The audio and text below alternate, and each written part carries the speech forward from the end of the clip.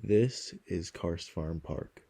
As you walk in from the greenway or drive in through the gates, you are greeted by lush green hills, soccer fields of various sizes, playgrounds, and other signature activities. Home to many a soccer game or birthday party alike, Karst Farm Park provides a place for people to gather, talk, have fun, and hang out. A bike and walking path called the Karst Greenway weaves its way through the park. It eventually leads you out of the park and ends connecting to the YMCA. This path often has people on it, and it's a great way to get from one place to another, while still being bike-friendly. My mom, my brother, and I often bike on this path, and it's super fun, and we have a great time. This runs through the park next to a very short driveway that leads to the splash pad. The splash pad is a water park-like area that is in the very back corner of the park, next to a playground and some little kid soccer fields. This place is incredible because it has so many different options, activities, and ways to have fun.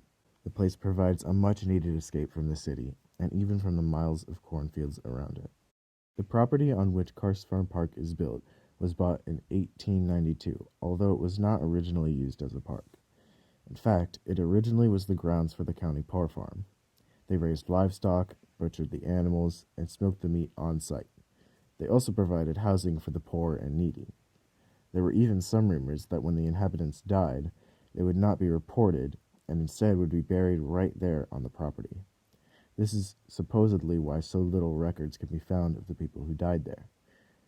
In 1954, the poor farm was shut down, and shortly thereafter it was demolished. The first 4 soccer fields were built between 1989 and 1992. A few years later, over 3,500 soccer players were utilizing the fields. Over the years that followed, more and more was added onto the park, such as playgrounds, more soccer fields, a disc golf course, and the splash pad. The splash pad has housed a couple of my brothers and my birthday parties as young kids. I remember our birthdays were so close to each other that our parents would often host our parties as a joint event. We didn't like this too much because that meant we had to share our presents sometimes, but we got over it fast. The splash pad had a plethora of different dumping, spraying, sprinkling, and showering devices that made the hot days of the Indiana summer a bit more bearable. As you walk through the park, You might see a runner jog by, a bicyclist cut through the park, or a mother on a walk with her little ones.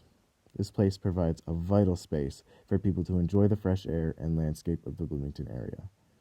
One of the parts of the park that I didn't come to enjoy until recently is the disc golf course. The course is located on the southern end of the park and features 18 different holes. The point of the game is to start at the tee and throw your disc, counting your strokes until you throw it into the basket. From there, it is scored just like regular golf.